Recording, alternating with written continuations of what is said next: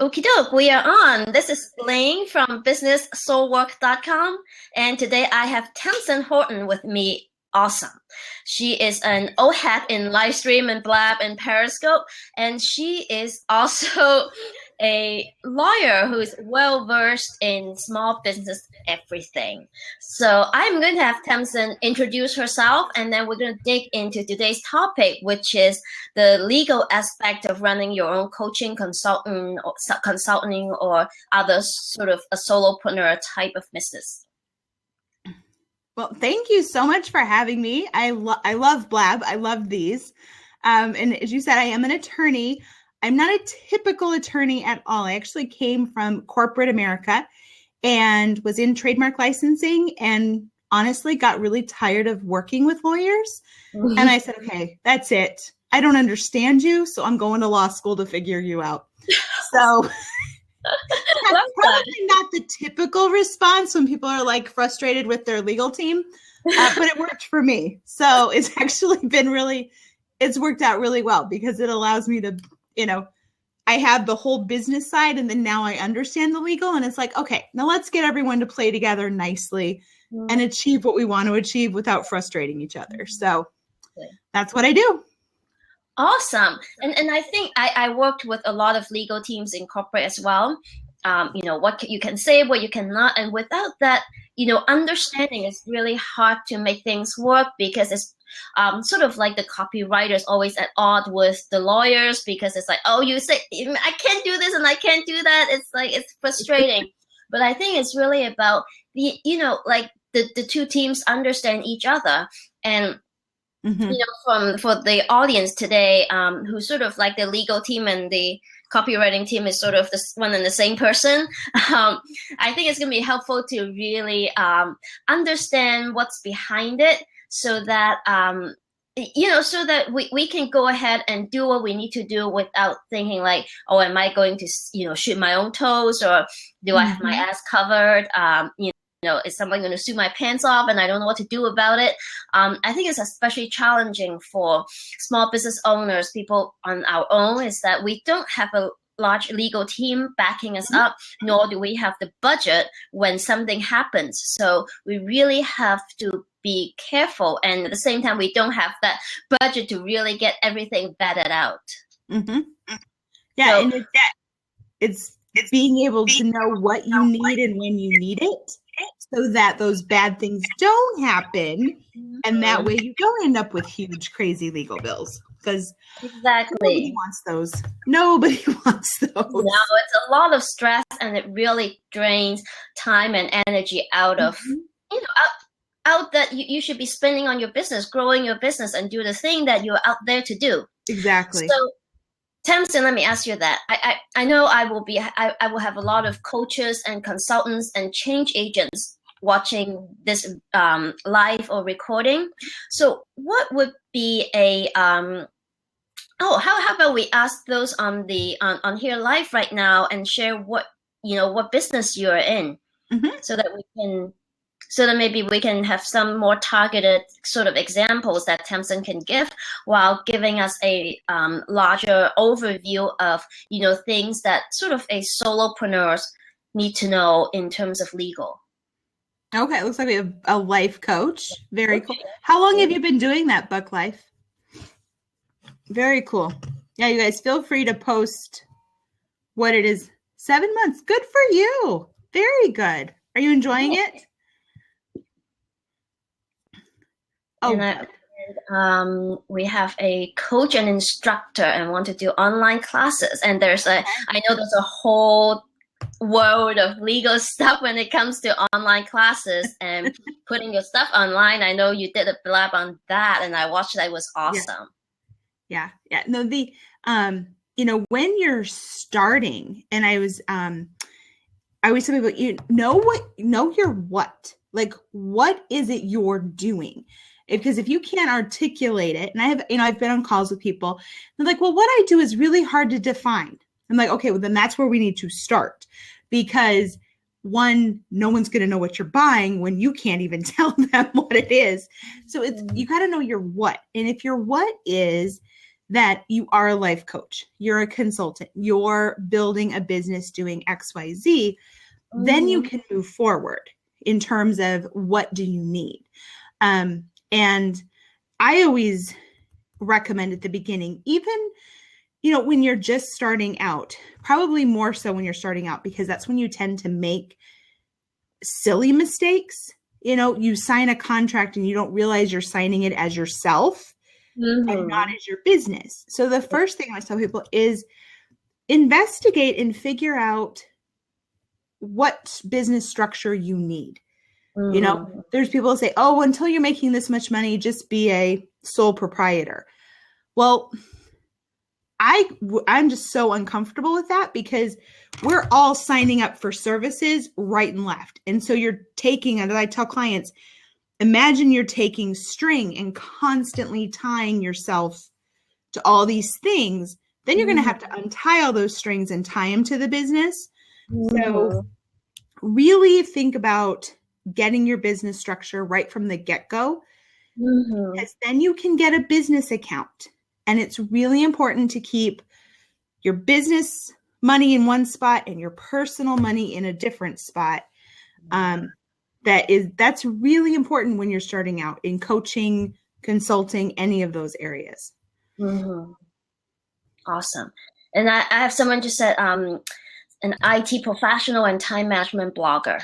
So cool. And have an LLC with my massage business. Yeah. So would you sort of ready to go redefining rich? People start out regardless as an LLC to protect their assets and to keep everything separate?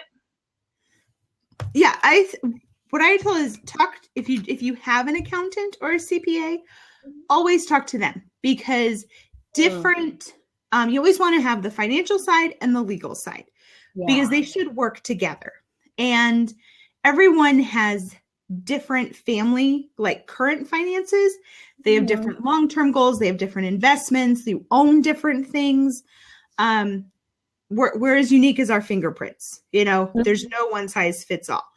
And so 99% of people are either going to end up in an LLC or in an S corporation. And, by default, if you're not going to investigate and look into anything, by default, people will end up with the LLC. And that's totally fine. Redefining rich is totally right. You've got to have separate accounts. It's really, really important. If your what is, I want to build a business, then treat it like a business. Yeah. It's really important. And, businesses don't run it out of the personal checking account. They just don't. So it's so, so important to have a structure.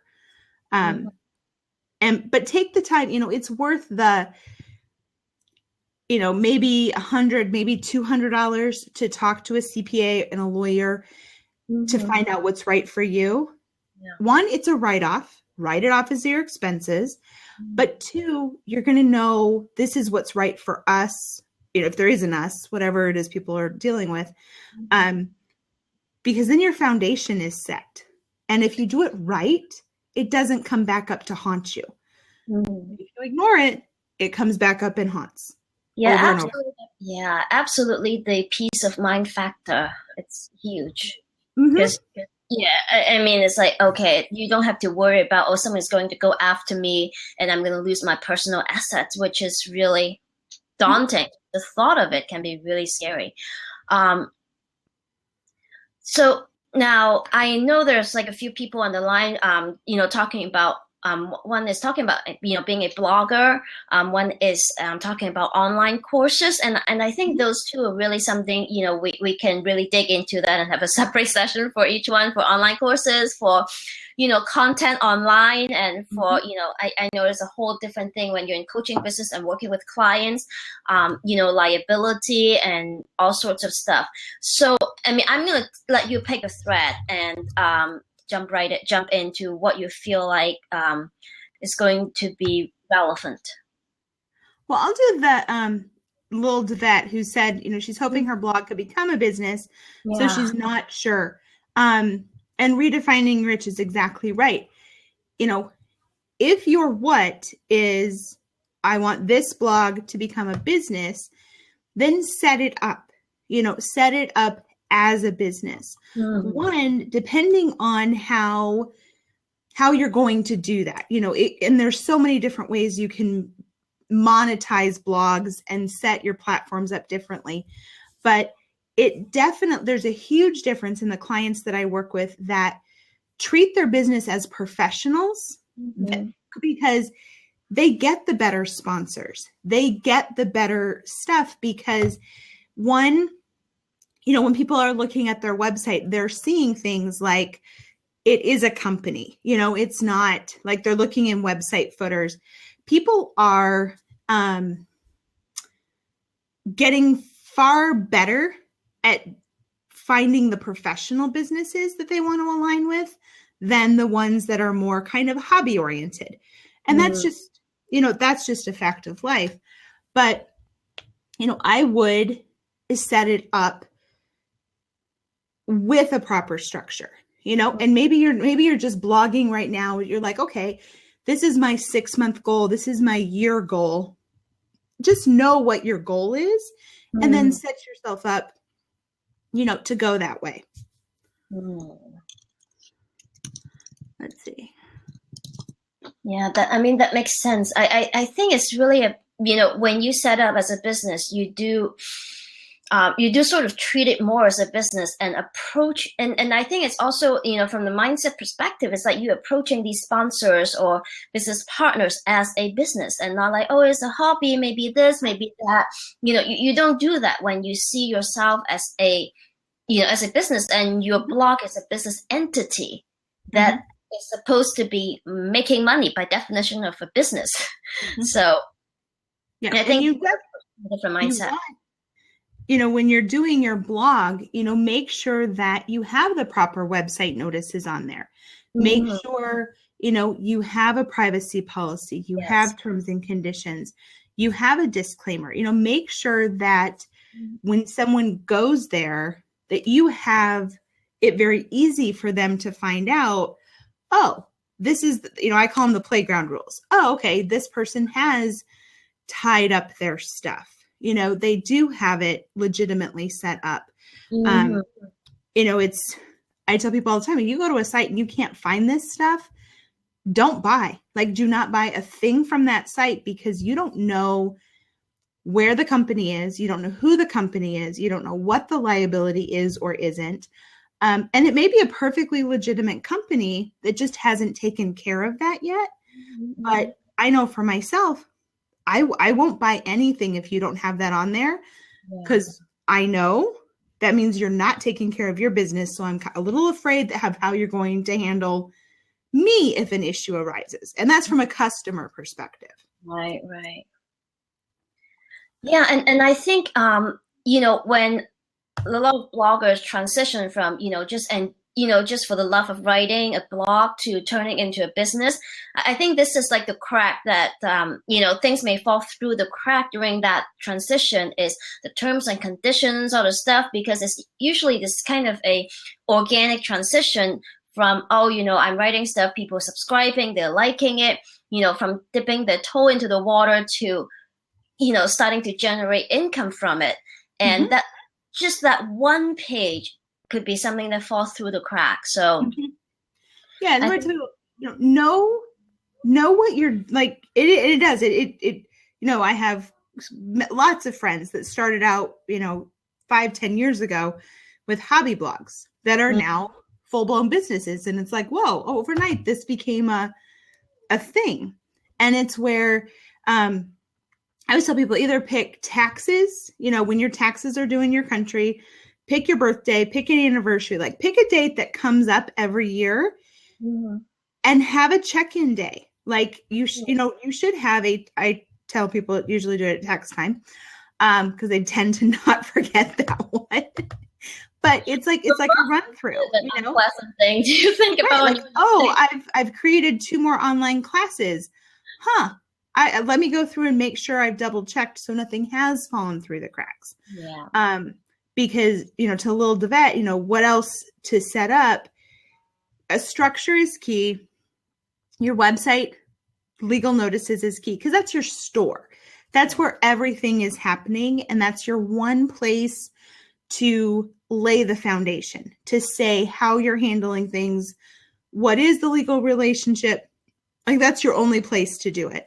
And then have written agreements, so if you're selling an online class and there's lots of people, and people will come back all the time and say, well, I just bought a course from this really big person and they didn't have a contract.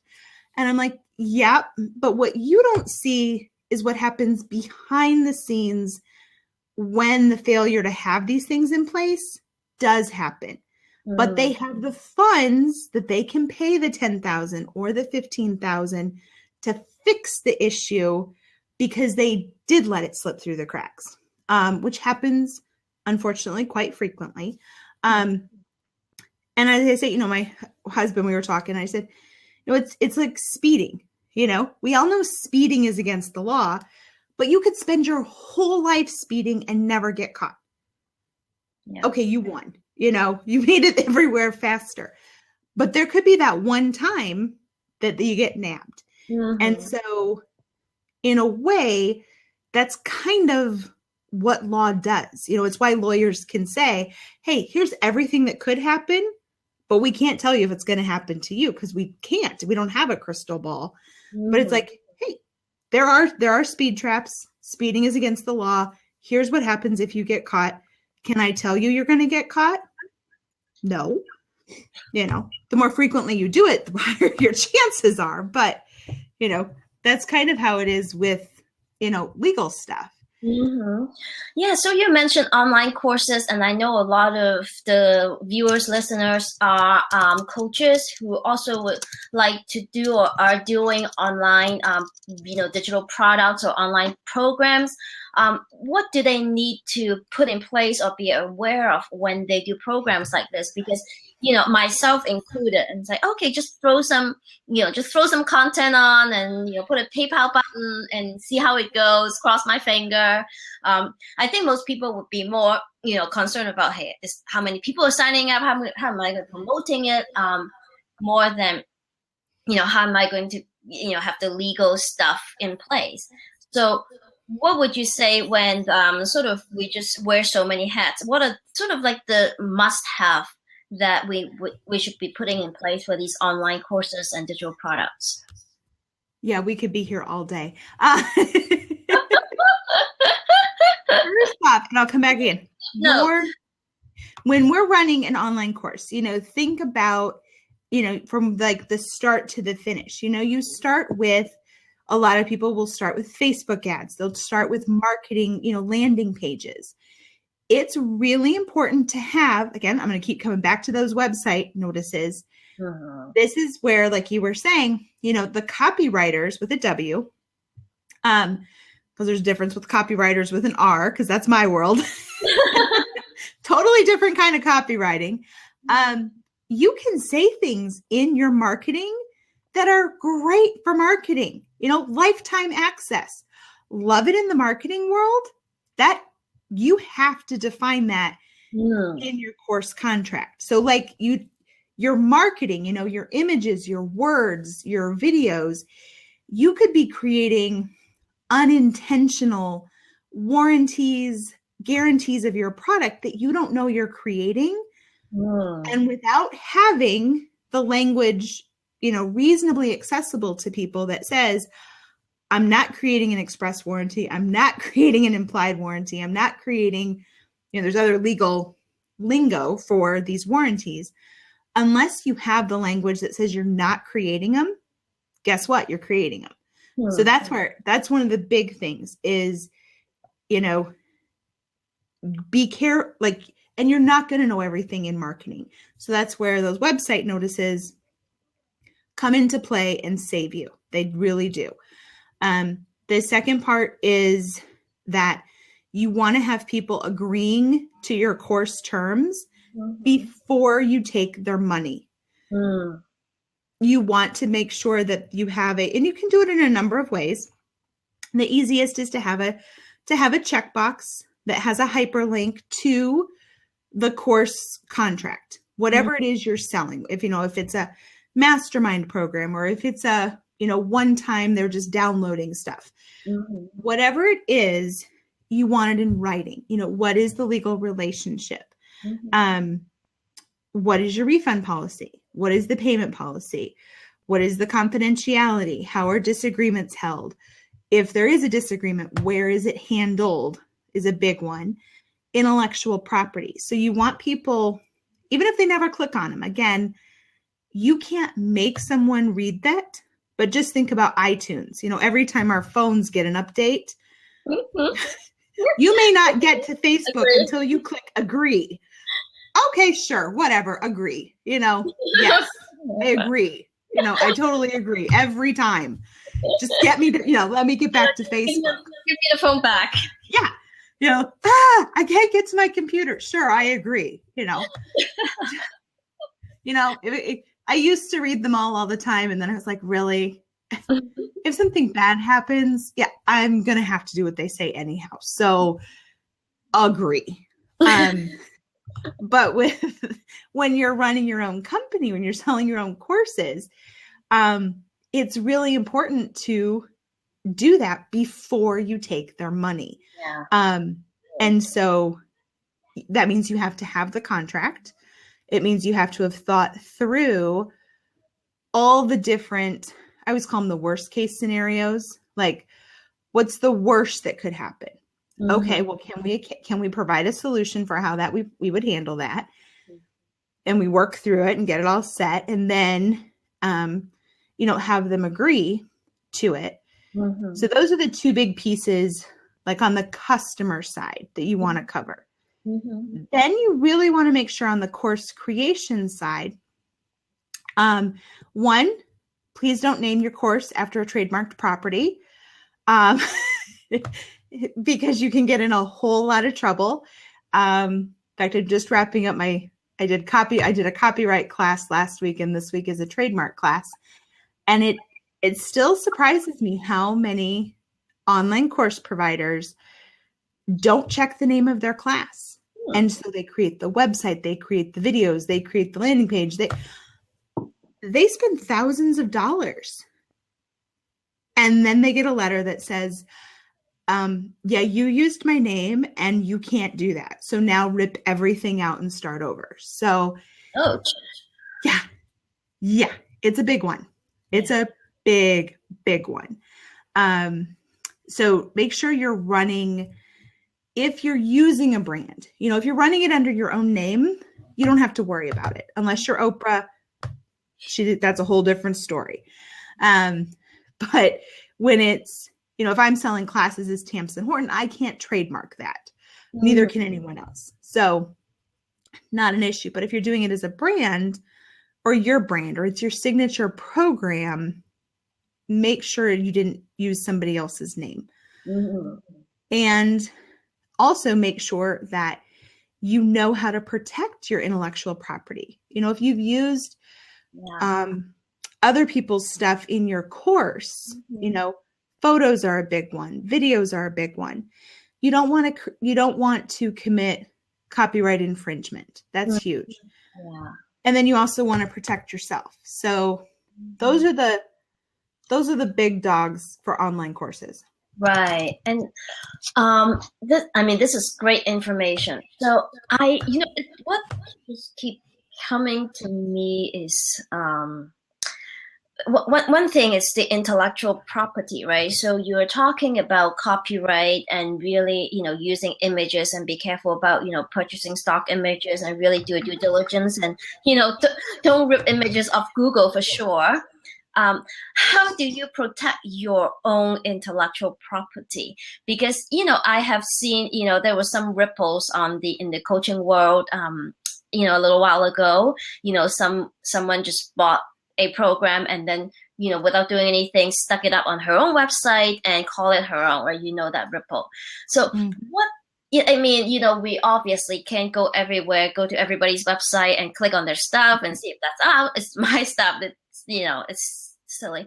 But what can we do to put in place to protect our own intellectual property? Well, what you have to know first to begin with is, what are you protecting? Mm-hmm. So it's one of the first things that I work with people when we're doing copyright class is, what are your assets? What is your intellectual property? For instance, I don't blogs, like blog posts, is not what I go after protecting, because that's not in my asset list. But an online course, yes, that's in my asset list. And what you want to make sure that you've done, because people will copy it. They will. It's the internet. It's easy. It happens. But you have to understand copyright law, which the entire purpose of copyright law is to promote the progress of the sciences and the useful arts. And so it's not so much protecting our rights, it's putting ourselves in the best scenario so that if those rights are violated, we have the best set of tools at our disposal, because we're going to get copied. They're going to rip us off, exactly like you explained. If you have an online course, it's what you want to make money from, or it's what you are making money on, then you want to send it through for copyright registration with copyright.gov. And is that going to stop anyone from copying you? No. But what it does, you have a 90-day window from when you publish it or before it is infringed, that if you get your registration in, and it's $35, it's a very cheap insurance policy, then you have access to remedies, solutions that you don't have if you wait until someone copies you. So this is where, like for instance, you get statutory damages. That is the legal word for, please let the judge pull out his calculator. I don't have my calculator nearby. But if you haven't done it in that 90-day window, then you can't have those. They're off the table, and you have a very expensive, very long battle ahead of you, which honestly, for most people, isn't going to be worth going after, because what they're trying to protect is not going to counteract the thousands of dollars they're going to have to pay an attorney. And so they just kind of go, legal's not worth it. Right. Well, it would have been had you done it at the beginning, like before the mess happened. So that's what you want to do, is know what your content is. And then if it's an asset and if it's covered by copyright law, get it registered. And, it's not registering everything. It's knowing what yours is. So like Lil Devette has, she takes all her own pictures. I for sure would either have, and I don't take pictures, so I just know that with each picture, there's a way to make sure the metadata has your fingerprint on it. I would never remove that. And if you're, doing like a collection of photos, I would send that collection of photos through for copyright. Great. And then put a watermark on them. Put your copyright, the C copyright, the year, and then your stamp, put them on the photo. Most of the theft of photos is people right clicking. There's ways to write the code on your website so that you disable that right click. Again, I don't write the code, but I know that I have clients that I said, go have someone write the code for your website to disable right click. So, make it harder for the dummy users like me that are just like, oh, cool picture, right click, I'm taking it. Right. Those are easier to prevent against. Oh, there. JavaScript. Yeah. There you go. Easily defeated. Yeah. I mean, it's kind of like I was just thinking if someone really want to take it, they can just take a screenshot, and just grab the picture. It may not be the highest quality, but it's kind of like if someone wants to steal something from the hyperspace, it is, there's one way or the other they can do it. I think it's making it, just making it more harder and taking a stand, saying like, I am aware that I have the rights to this thing, and if you try to steal it, if I see it, I'm gonna go after you. I am aware that I have the rights to it, rather than just being. Yeah, but it's knowing what are my assets, like what is my intellectual property, because technically everything that comes out of me is my intellectual property. But I would spend all day chasing rabbits down. I mean, that's why I tell people you've got to balance the trade-off. Like, yes, purely legal, absolutely. And that's where my frustration was with lawyers. It was like, okay, we don't have time to do all this stuff. Like, we got things we want to do in business. And the lawyers be like, no, you have to do all these little things. It's like, okay, where's the practical happy medium? I need to be protected. I need to be smart, but I'm not going to go crazy if someone rips off for me, like totally for me, because I'm not in a blogger. If someone rips off a blog post and does it as their own, if I've taken reasonable steps to prevent it and it happens, if it comes to my attention, yes, I'll send them a cease and desist letter. I will send them no, you can't do that. But I'm not going to spend my energy chasing them down. Right. Far different than, if it was a product that I created. Very different scenarios. Yeah, I think it's always a balance, because you can really go down the rabbit hole in the, with the legal stuff, like, nitpicking at everything, picking every little thing, and you will find something to do. Yeah. But so it is knowing what is it you're trying to do. Because if you don't have any clue, then you jump here and jump there. And, I've talked to a couple people and they totally admit that, the legal allows them to procrastinate. I can't do that because I'm worried someone's going to steal from me. I'm like, well, if no one knows you're out there, no one's going to steal from you, So it's being smart. It's being really smart. If you have guest bloggers, they need to all be signing a contract with you, a written agreement that says you have permission to use their copyright material on your blog, on your website, in your class, on your wherever. Because one thing that has started to happen, and this wasn't happening 3 years ago, it's been in the last year, where, especially with an online class, someone will guest speak, guest do something. And then they, see how much money the class made. And so they basically write to the creator of the class and say, I gave you material. Everyone is buzzing about how great my contribution was. If you'd like to continue using that, I'd like you to pay me this much money. And that's it. Like I said, it wasn't happening in that way 3 years ago. It's something I've seen starting to happen. I think it will happen more and more. So anytime you're providing someone or providing your content to someone, make sure you know what you're giving them. Give them copyright permission, but don't, give them complete, like, don't give all the copyright, like, don't assign the rights.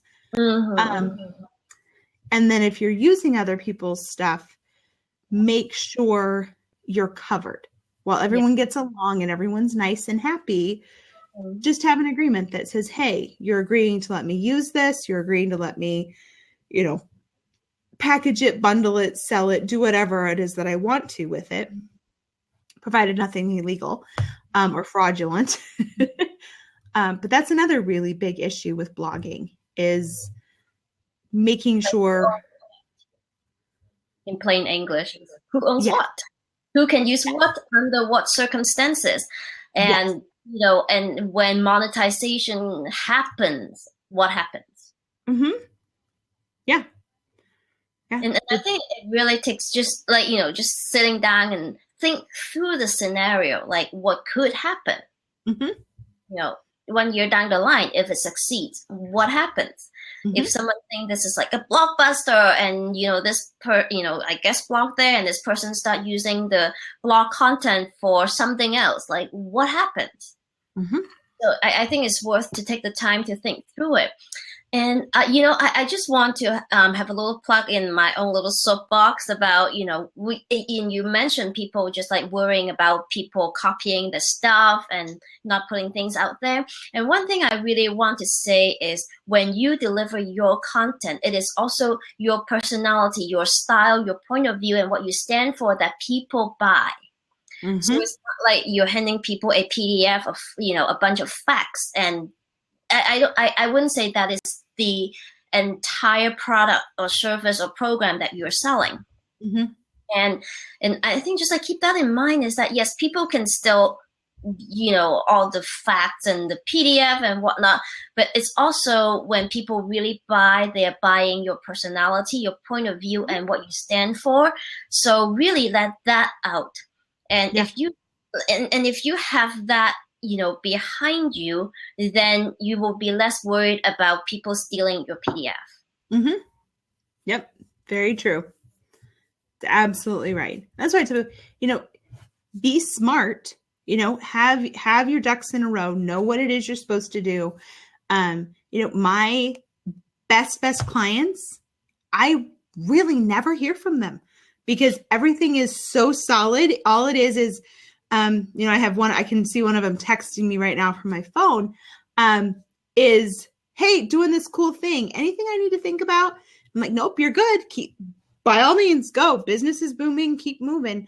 When you've got those basics, then I think when you feel like, oh, I can do this. Like, I'm not worried about putting myself out there. I'm not worried about this. Yes, if I get ripped off, but I have a plan of attack. Like I know exactly what we'll do.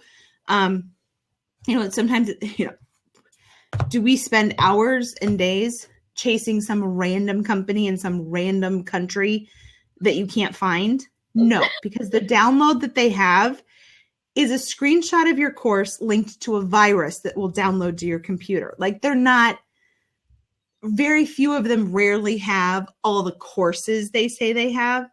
But once you look at it and you're like, okay, there's no way we're going to track down this company. Like there's no way. Totally different than you're like, oh, this is someone who bought my course. They're in a country I can get to. I have contact information and now they're simply reselling my stuff. Totally different scenarios. Mm-hmm. And that's, those you deal with them. And legal really shouldn't be a big headache at all when you do it at the beginning. Mm-hmm. After that fact, yes, it becomes, I tell people, whatever you would have spent for the preventative measure, multiply it times 5. That's your new number because it takes far more effort to fix a mess than it does, like cleaning your house. If you just keep your house clean, minimal effort. Yeah, and I also think that it's really worth in the beginning before you do anything, have sort of a checklist or template of all the things that you need to do when you put a digital product online or when you start a program. Just have that checklist, especially if you feel like you're going to do rinse and repeat. Yeah. Yeah. Well, it's been about 8 months now. And that was one of the things that I created. I called it Check Your Course. And it's an extensive checklist.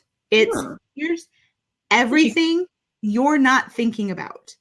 And it's like, when you go to create the course, then just go through. Did I do this? Then do this. Did I do this? Then do that. Because otherwise it will, you do different things in different courses too.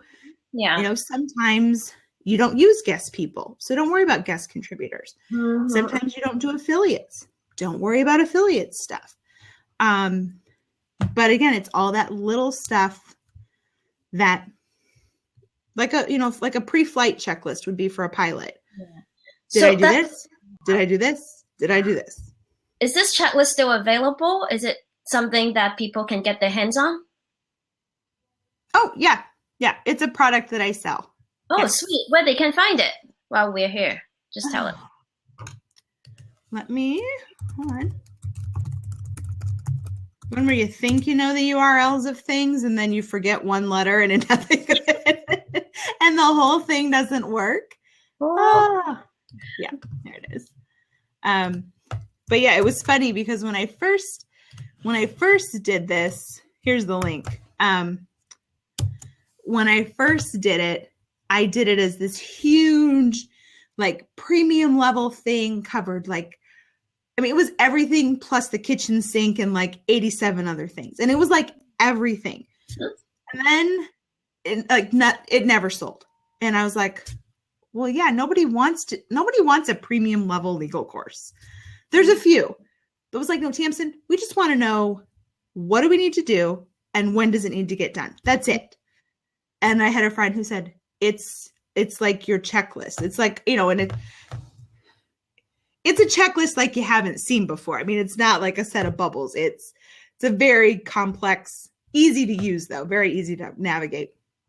And has saved more than a few courses. Well, which was its purpose. I have to bookmark that. I'm sure I'm forgetting quite a few things. Mm-hmm. This is awesome. Thank you for sharing. You're welcome. Yeah. So, I do have one quick question about copyright because you mentioned copyright.gov and mentioned registering. How does it differ? And I also know that, you own the copyright the moment that piece of information comes out of your brain. Yeah. So, there's copyright protection, which is immediate. So when it comes out of your brain and it's in a fixed tangible format, it is copyright protected. Mm-hmm. But the government, doesn't know you made it. You were behind your computer or you were doing a play or, performing a song, whatever it was. And so to be able to get them to help you get the really good solutions that you want, which are, let's face it, money. Mm-hmm. You've been ripped off. You have to take that work that's in a fixed tangible format and send it to copyright.gov. Then you're telling them, hey, I made this. And if anything should happen, it's now on record and you can take swift action. Because let's say you make a signature program and you find out it's been ripped off and the person, sold a couple $1,000s worth of it. If you want to take legal action, the first thing you have to do is register the copyright. So is to take that thing that was in fixed format and register it. But if you've missed the deadlines, 90 days, in this case, it would be 90 days, because you've already been copied, those good remedies, they're off the table. They do not apply to you. So that's where it's really important to know, if I get copied, I have to do this anyhow. So why would I wait? Why would I wait, risk losing them when all I have to do is submit it and know it's there? Should I need to do something? So that's how the difference between the immediate protection and then the official registration works. Got it.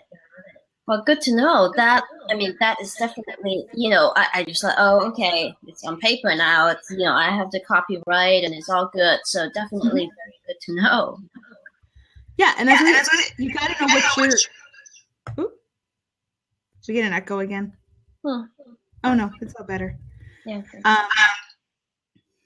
Can you hear that? No, I think we're good. I made my headphones again. Yeah. Just a second, I'll get my headphones. Oh, it says it's coming out from my speaker. That's interesting.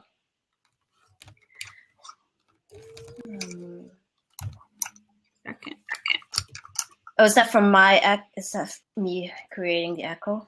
Mine in. If you mute Ling, oh, it's weird because I rarely have this problem. You know what?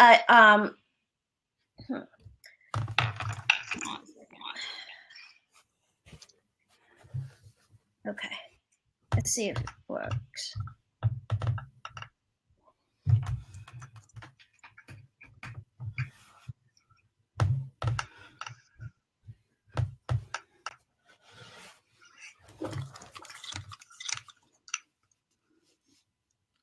Is that better?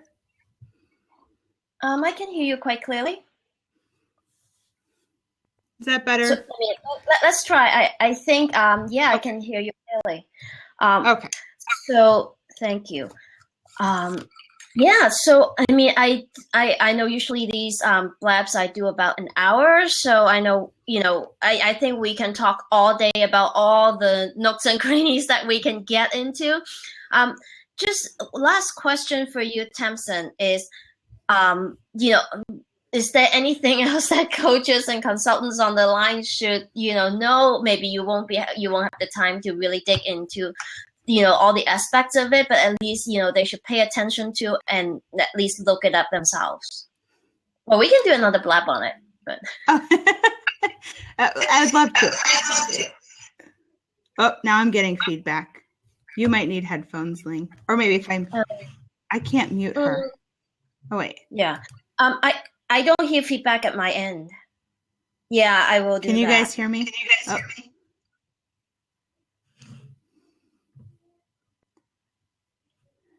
Ling, so Tamsen, why don't you go ahead? Because my recording never comes through. Okay. I'll mute you. My recording never come through with echo, so I'm a little baffled. Okay. Is that better, you guys? If I just mute Ling? Does that work? Because in my end it sounds okay. It works. Okay, it's working. Oh no, it's not working. Hi. Still echoing. Huh. So should I unmute Ling?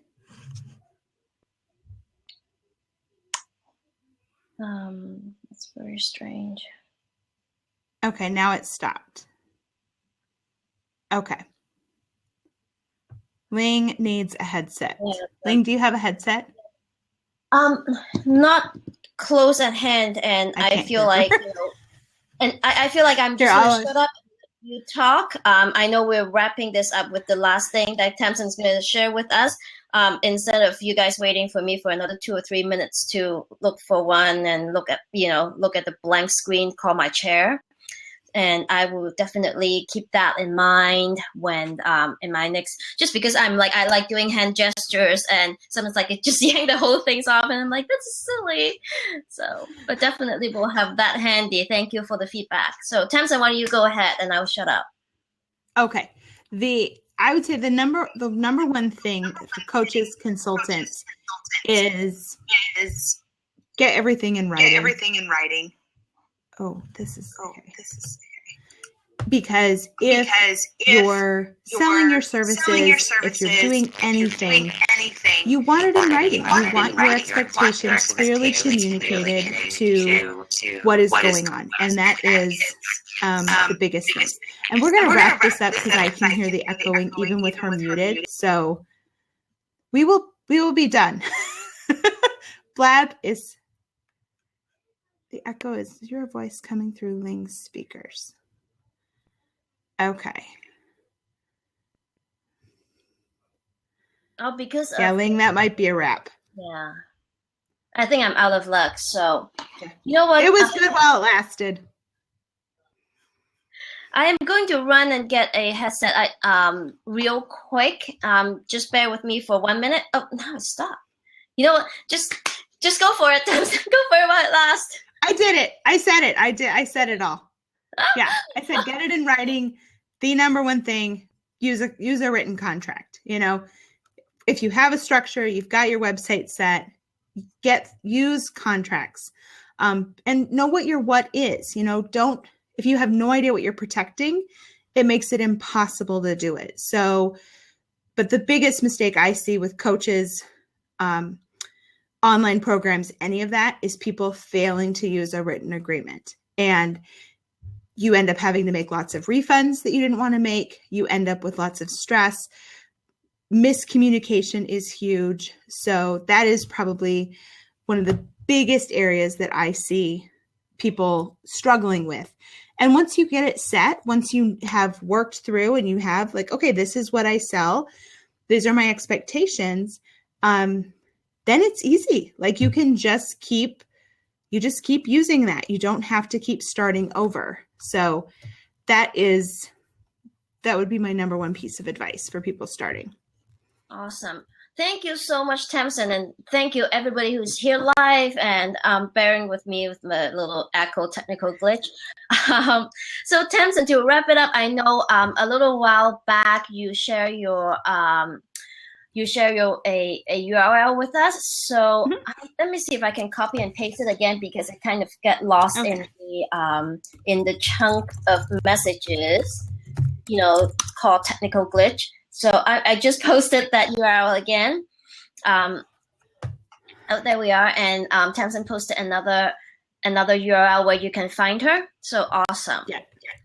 Yeah, that has a lot of my free guides, a lot of the past scopes I've done.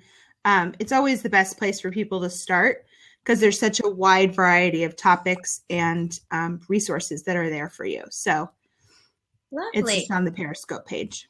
Love it. Thank you so much, Tamsen. You're welcome. Awesome. Thank you so much for being here with me today. And in case anybody who come from Tamsen and want to connect with me, I'm posting my URL as well. Just so if you want to give me a shout, you know where to find me. Perfect. Awesome. Thank you so much, Tamsen. Great chatting with you. And, we can do part 2. Sounds good. Thank you. Bye, everyone. Bye.